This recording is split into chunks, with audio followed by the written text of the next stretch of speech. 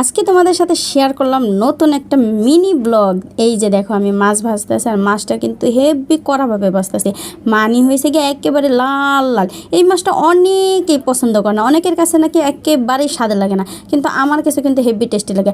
অবশ্য আমিও বিয়ার আগে খাইতাম না, কিন্তু এখন একেবারে মানে বিয়ার পরে এই মাছটা খায় এত স্বাদ বুঝছি যা প্রায় খাওয়া হয়। বলো তো এই মাছটার নাম কি? আসলে এই মাছটার নাম হচ্ছে কার্ফু মাছ।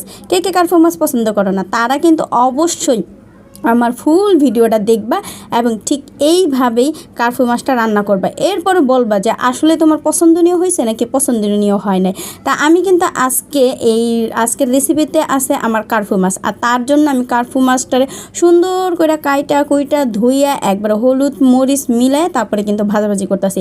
আর তোমরা দেখতেই পাচ্ছ আমি কিন্তু হেভিভাবে ভাজতেছি, মানে লাল লাল করে ভাইজা এরপর সুন্দরভাবে ভুনা করব। আর এটা দেখার জন্য অবশ্যই বড় ভিডিও দেখা লাগবে। তো আজকে পর্যন্ত সবাই